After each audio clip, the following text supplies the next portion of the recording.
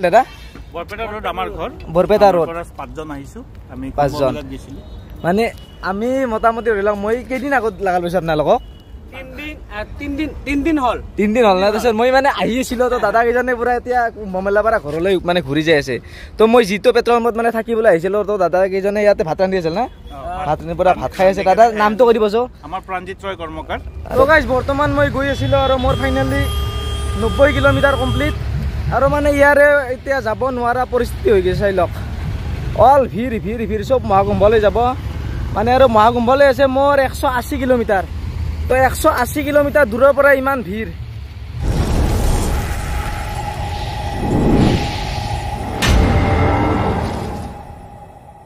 তো গাইজ বৰ্তমান মই পেট্ৰল পাম্পৰ পৰা ওলাই আহিলো আৰু ওলাই আহি এই বাগেৰে এনে ধৰণে গৈ আছো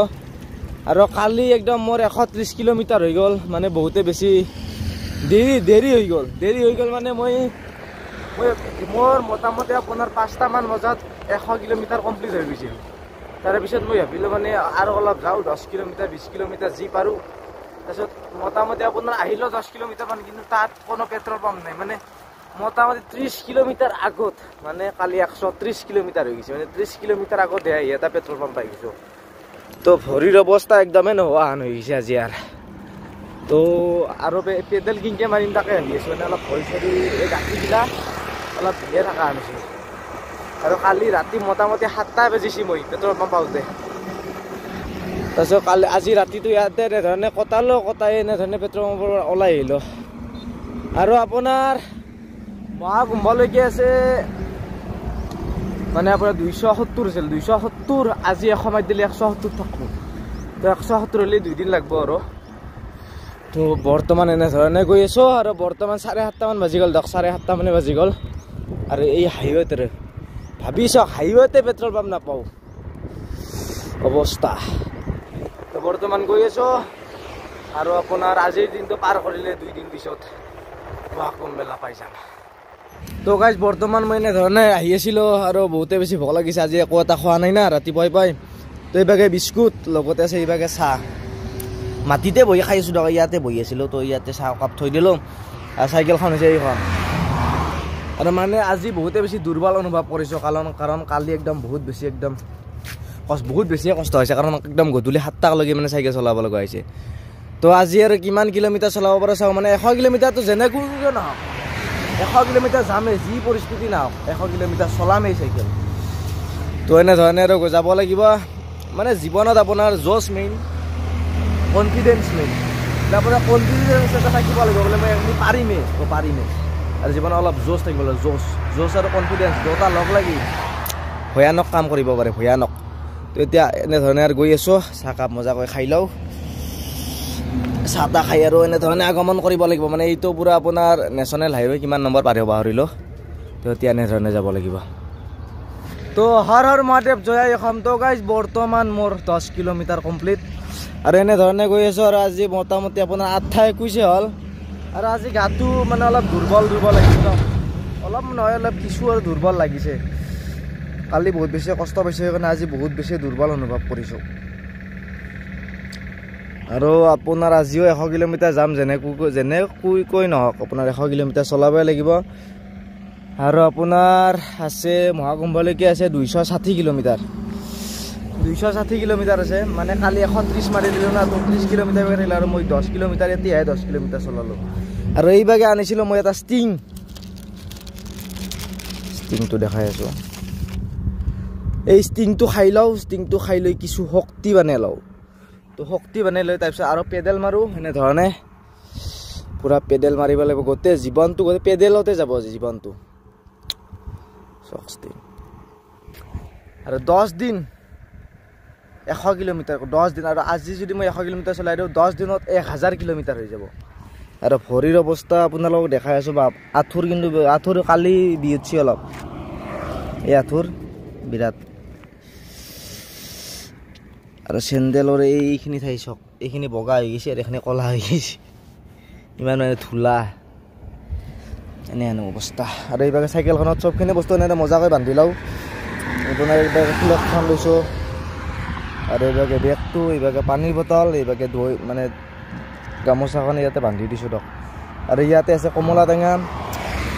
আৰু ইয়াতে মানে কি হয় প্লাষ্টিকৰ টেমা আছে টেমা তো এয়াই আৰু এইভাগে দুখন ফ্লেগ এনেধৰণে আৰু গৈ থাকোঁ মই এনেধৰণে এতিয়া আৰু মোটামুটি আপোনাৰ 90 কিলোমিটাৰ চলাব লাগিব মানে আপোনাৰ 170 কিলোমিটাৰ থাকিব 170 কিলোমিটাৰ হ'লে মানে মহাকুম্ভলৈকে যেতিয়া মানে 170 কিলোমিটাৰ থাকিব মানে তেতিয়াহে মোৰ 100 কিলোমিটাৰ কমপ্লিট হৈ যাব তো এতিয়া মোৰ মাত্ৰ 10 কিলোমিটাৰ কমপ্লিট তো গাটো আজি বেয়া তো কোনো কথা নাই মানে লাহে লাহে যাই থাকিম আজি আৰু যিমান দূৰ পাৰোঁ যদি নোৱাৰোঁ আজি অলপ কমিও যাব পাৰে যদি পাৰোঁ আৰু পূৰা চেলাম আৰু তো গাইজ বৰ্তমান মই গৈ আছিলোঁ এনেধৰণে আৰু মোৰ যিহেতু বহুতে বেছি ভোক লাগিছে আজি আৰু কালি অলপ দুৰ্বল হৈছোঁ চাইকেল চলাই চলাই তো সেইভাগে এখন হোটেল পাই গ'লোঁ তো হোটেলখনত আপোনাৰ কি অৰ্ডাৰ দিছোঁ আপোনালোকক দেখাই দিওঁ হোটেলখনত আছে এইভাগে আপোনাৰ ৰুটি দিছোঁ আৰু এইভাগে চব্জি ভাজি মানে চবখিনি আছে তো এইখন হোটেল ইয়াতে অলপ খাই লওঁ অলপ শক্তি বান্ধি লওঁ তো কালিও মানে মোৰ অলপ বহুত বেছি দুৰ্বল হৈ পৰিছিলোঁ না 130 কিলোমিটাৰ মানে মোটামুটি 7 টালৈকে চাইকেল চলাইছিলোঁ তো আজি অলপ এনেধৰণে মজাকৈ খাই লৈ উঠি আৰু এইভাগেৰে গমন কৰিম তো বৰ্তমান মোৰ 20 কিলোমিটাৰ কমপ্লিট দিয়ক বৰ্তমান তো আজি বহুত বেছি দুৰ্বল অনুভৱ কৰি আছোঁ তো সেইকাৰণে মজাকৈ খাই লৈ উঠি আৰু এইভাগেৰে আগমন কৰিম তো গাইজ বৰ্তমান খাই ল'লোঁ ৰুটি খাই ল'লোঁ একদম গলক লগি খাই দিছোঁ গলক লগি আৰু আপোনাৰ ইয়াতে মানে এটা সুবিধা আছে মানে ধৰি লওক 100 টকাত মানে আপুনি যিমান খায় আপুনি একদম গলক লগি খায় এতিয়া খাব পৰা মানুহৰ কাৰণে কিন্তু ভাল সুবিধা আছে 100 টকাত আপুনি যিমান খায় গলক লগি খাই মানে যিমান খায় আৰু সিমান খাব পাৰিব তো বৰ্তমান মই খাই ল'লোঁ একদম গলক লগি আৰু এতিয়া ডাইৰেক্ট আৰু পেডেলে মাৰা কথা আৰু নামনোৱে চাইকেলৰ পৰা নামনোৱে আৰু পেডেলে মাৰিম ডাইৰেক্ট তো বৰ্তমান আৰু গৈ আছোঁ আৰু আজি বাধাটো অলপ উল্টা মাৰিছে দেখছে না বাধাটো অলপ উল্টা মাৰি আছে তো হ'লেও আৰু যাই থাকিম আৰু তো গাইজ বৰ্তমান মই গৈ আছিলোঁ এনেধৰণে তাৰে পিছত মানে দাদা এজনে মোক মাতিলে দোকানলৈ মানে চাহ খাবলৈ মানে মই যাই থাকিলে মানে মাতে আৰু তো দাদাজনে মাতিলে আৰু দাদাজন হৈছে এইজন आपका नाम क्या है दीपक सिंह और आपका मनीष कुमार और आपका सुनील कुमार यार दादा एकदम ভিডিঅ' বনাব আছে একদম তাৰপিছত দাদাজনে মানে ধৰি লওক নাগালেণ্ডে আমাৰ অসমৰ মানে ট্ৰাক চলাই আৰু তো ট্ৰাক চলাইতো জানে চব জেগা ঘূৰি ফুৰে তো দাদাক পুৰা থেংক ইউ মানে চাহটো মানে ধৰি লওক মাতিলে মানে মুখত যি মাত আহাটো এইটো বহুত ডাঙৰ বস্তু বুলি ক'ব লাগিব তো মজাকৈ চাহটো খাই ল'লোঁ খাই লৈ এতিয়া এনেধৰণে আৰু গমন কৰি আছোঁ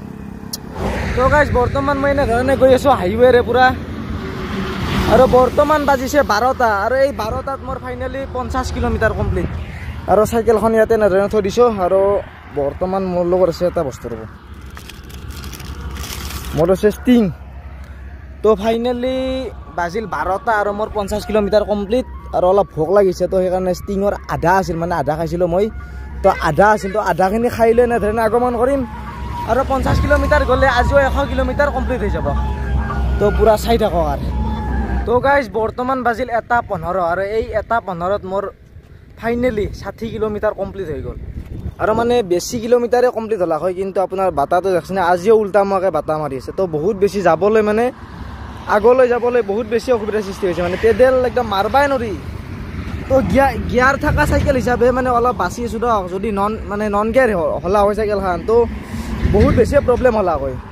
তো বৰ্তমান বাজিল 1:15 60 কিলোমিটাৰ কমপ্লিট আৰু 40 কিলোমিটাৰ বাকী আছে তো আজিও মই 40 কিলোমিটাৰ গ'লে 100 কিলোমিটাৰ কমপ্লিট হৈ যাব আৰু এইভাগে মই আনিছিলোঁ আঙুৰ মানে আঙুৰ মানে যি পাওঁ আৰু অলপ ফল অলপ খাই থাকোঁ যি ফল পাওঁ বা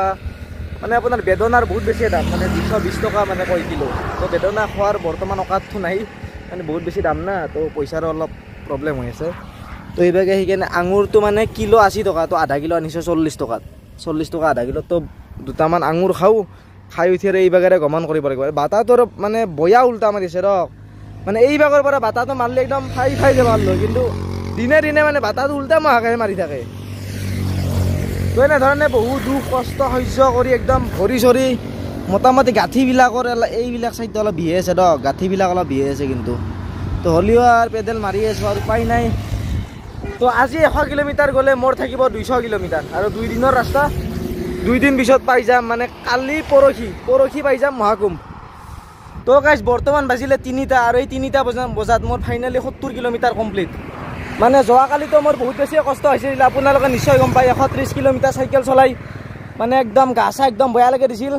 মই ভাবিছিলোঁ আজি চাইকেল চলাব নোৱাৰিমে নেকি, কিন্তু নহয়, মহাকালে শক্তি দিছে। মানে ফাইনেলি 3টা বজাত 70 কিলোমিটাৰ কমপ্লিট আৰু 30 কিলোমিটাৰ চলাই দিলা যে আজিও 100 কিলোমিটাৰ কমপ্লিট হৈ যাব। আৰু মহাকুম্ভলৈকে দূৰত্ব আছে 199 কিলোমিটাৰ আৰু 30 কিলোমিটাৰ চলাই দিলে মহাকুম্ভলৈকে দূৰত্ব থাকিব মানে 170 কিলোমিটাৰ। আৰু 2 দিনৰ ৰাস্তা,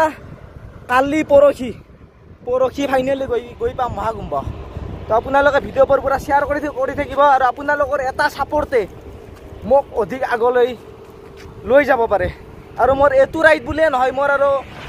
ভাৰতৰ বিভিন্ন প্ৰান্তত ৰাইড কৰিম। তো আপোনালোকৰ অলপ ছাপৰ্টৰ দৰকাৰ, ভিডিঅ'বোৰ শ্বেয়াৰ কৰি থাকিব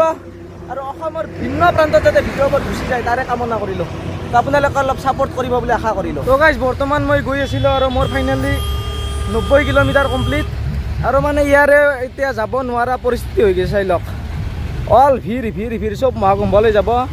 মানে আৰু মহাকুম্ভলৈ আছে মোৰ 180 কিলোমিটাৰ। তো 180 কিলোমিটাৰ দূৰৰ পৰা ইমান ভিৰ,